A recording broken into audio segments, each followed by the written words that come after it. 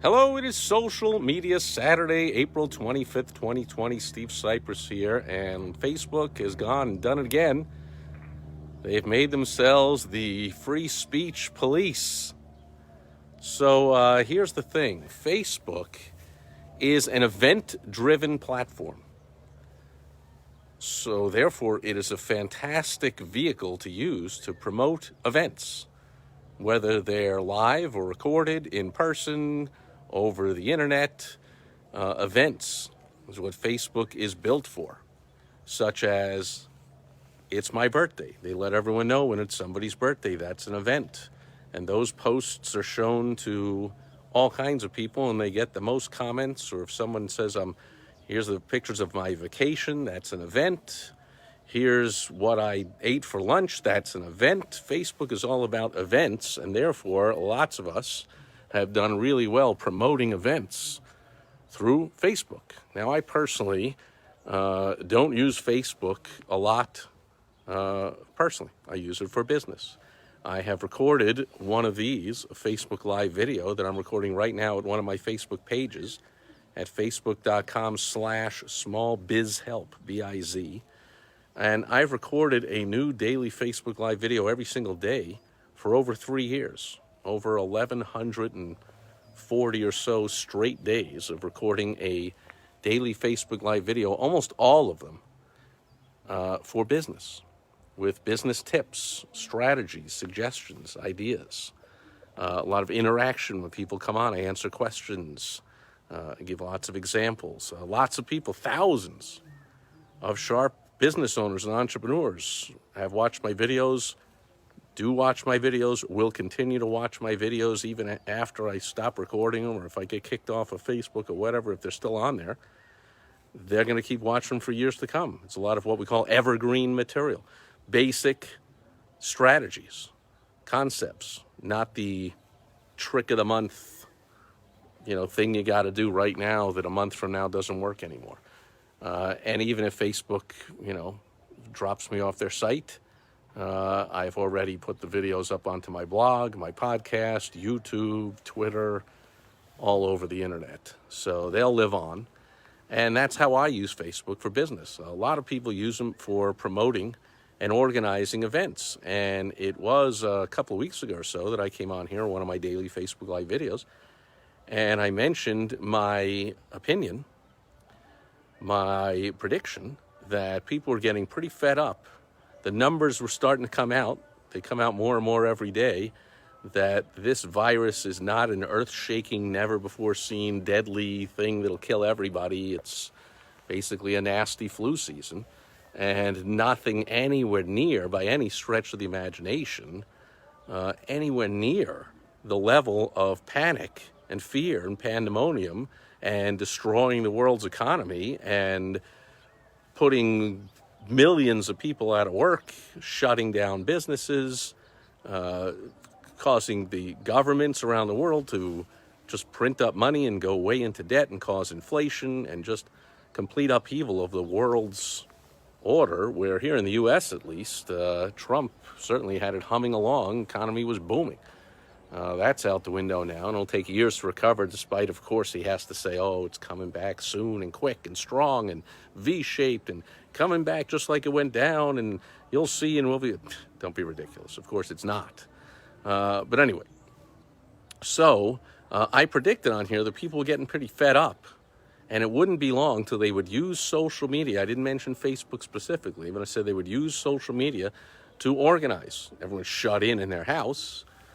So they would use social media and say, hey, let's just meet 3 blocks from City Hall tomorrow at noon, and we're going to march arm in arm down the street and protest the fact that the authoritarian fascist government, politicians, local, state, federal, of all levels, just by their own whim have decided what businesses we can or can't run, what businesses we can or cannot buy from, where we can go, where we can't go, what we can do, what we can't. Excuse me?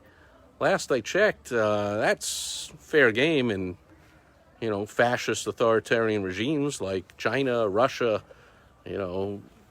North Korea, Iran, Venezuela, Cuba, whatever, crappy countries with no freedom. But here in the U.S., we have something nobody else in the world has. We have a Constitution, which its most fundamental right, the very First Amendment, gives the right to free speech, the right to assemble, the right to protest the government. And yet, the government, of course, doesn't like being protested, especially when it's fairly obvious to a lot of people. It's about to be fairly obvious to almost everybody soon enough of what a scam this whole shutdown and lockdown was and how unnecessary it was. And they don't like that. They don't let that cat out of the bag.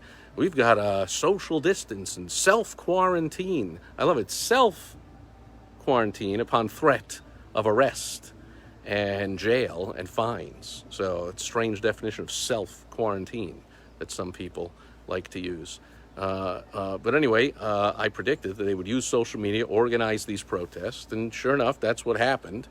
Not that I did have a business owner tell me, like, well, every time I talk about the scam, I get shamed. You got to stay safe and put a mask on, stay home, and we're all in this together. And I'm like, I ain't afraid of any of that BS. I tell it like it is. He says, yeah, you ought to be the one to organize the protests. Well, of course, I couldn't be bothered. I don't have time for that.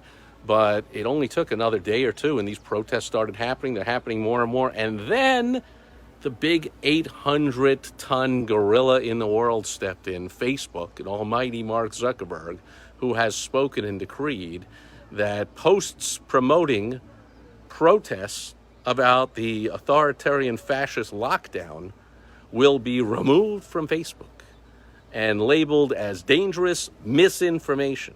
Now, I don't understand how you could call "we are meeting here tomorrow at noon" misinformation. That's really good, solid information. That is when the protesters are meeting.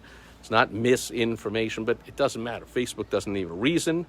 They don't need any justification. They don't have to give any reasons. They're not the government. They don't have a First Amendment. So while the governments couldn't do this, the mayor can't go out and say you can't protest. The governors can't. The president can't. Politicians can't. Anyone in the government can't stop Americans from assembling, protesting. There is no asterisk on the Constitution for whenever politicians deem that some virus is somehow so unheard of that we've got to cancel the First Amendment, get rid of the Constitution temporarily, permanently, whatever. There's no such exception. There's no such asterisk. In fact, that's the very reason the First Amendment exists, is it not? You don't really need free speech when you're just going along with the flow. You don't need free speech when you are the government to not shut you down from assembling when you are rallying in favor of the government. You need it when the government is doing all kinds of stupid / illegal, unconstitutional things like locking people in their homes and telling businesses you're not essential, you can't operate, sorry, you're bankrupt, and you're out of work, people, and government can't do any of that. And yet Facebook comes swooping in and says we don't have a First Amendment, so guess what? We're going to remove these posts. We're going to stop people from using our platform to organize their marches, rallies, wherever. Well, here's a few things, obviously. There's still Twitter, there's still text messages, there's still websites and email, and there's plenty of ways. And last I checked, Facebook has been removing these posts for at least a few days now, probably almost a week, and yet the protests keep happening every day. So way to go, Mark Zuckerberg, flexing your muscle. However, just like in a boxing match, one boxer can be bigger than the other and flex his muscle and still lose the match. And so Facebook can remove all the posts they want. They're not removing the protest. But that brings me to my point, my business lesson for the day. So if you dare use Facebook for business, just be aware that they are, in fact, the 800-ton gorilla in the room that makes up any rules they want. They're not beholden to any First Amendment, Second Amendment, 42nd Amendment, 23rd Amendment. They're not beholden to any laws, rules, anything. They're a private company, and so far nobody stopped them from doing all kinds of things, anything they want. And I don't see people exiting the platform and saying, that's it, I'm out of here, which is what happens in a free market. If people don't like doing business with a company, the company goes out of business. Facebook is doing fantastic, better than ever, humming along, just like the NFL, with all the anti-American protest of their mostly patriotic conservative, pro-American base with all the kneeling and the protesting and the social justice warrioring going on, they lost about 10% of their base. They have that strong a following. Facebook, same thing. People are not going anywhere from Facebook. So Facebook isn't stopping the protests, and Facebook's draconian measures are not stopping people from using Facebook. So it is still a fantastic medium to use for advertising, for promotion, for marketing, especially if you have events to promote. You use Facebook. However, that's the caution. Just understand you're getting into bed with it's like sleeping with the enemy movie. You're getting into bed with a monster.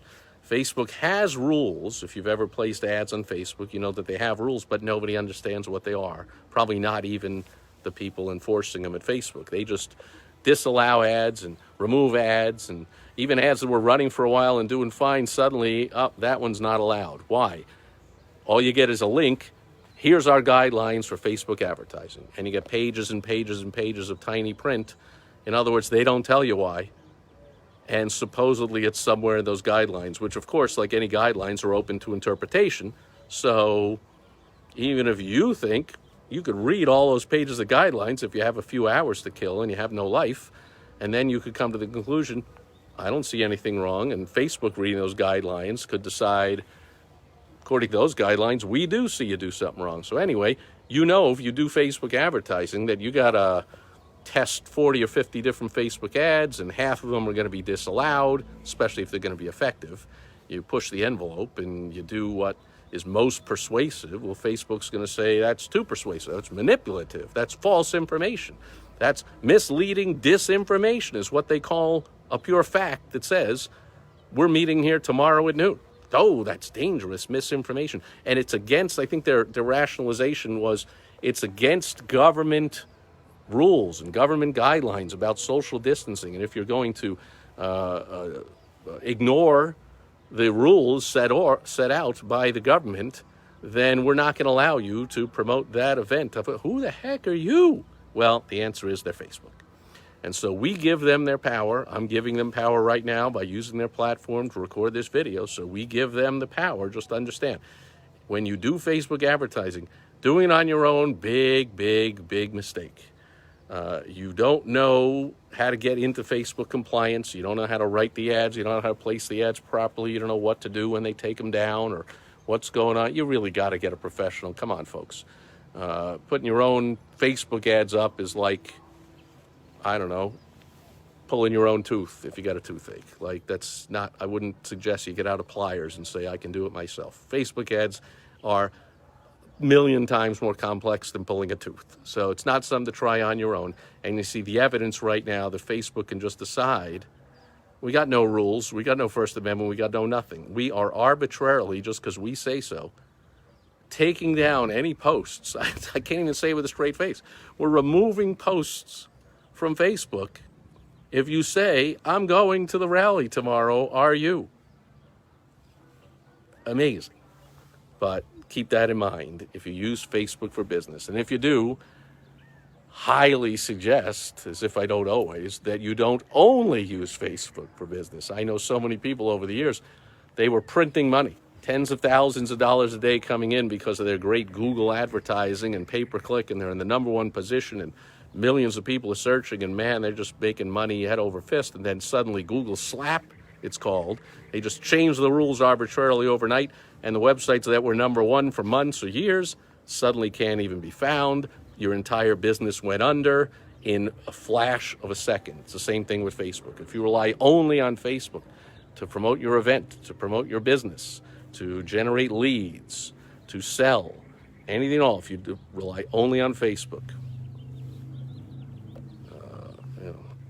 don't come running to me when you break your leg. What was that, the old saying, right? Don't be running by the pool. You might break your leg, and then don't come running to me. So don't complain to me.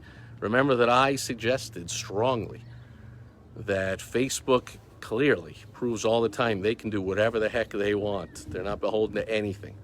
Even when in America, free speech rules do not apply, Facebook can do whatever they want. Don't let them destroy your business because you made the foolish choice to depend on only Facebook to build your business. That's Social Media Saturday lesson for the day. I see a bunch of people here. I don't see any questions, comments, concerns. If you have any, post them below wherever you're watching this, reading it, listening to it. I always respond when appropriate. And I'll be back tomorrow on Sunday Fun Day. By the way, today officially, I believe, at least the forecast said, was going to be the first day here in sunny Phoenix area of Arizona. We were going to break the 100-degree mark. Up here in the mountains, it's always a few degrees cooler than down in the valley, as it's called. And so I'm pretty sure we didn't get up to 100 here. We always have a nice breeze like we have now. You can see the trees, probably a little breeze up there. If I had any hair, you could see it kind of blowing in the wind. Oh, and obviously it's a little cooler now that the sun is setting, but we're into the 100-degree days here in April in Arizona. So I'll check in tomorrow on definitely a pool day in sunny Arizona. That's where I will be tomorrow, in the pool, and I'll say hello on Sunday Fun Day. So everyone, thank you for being here today. Catch you tomorrow. Over and out. Bye-bye.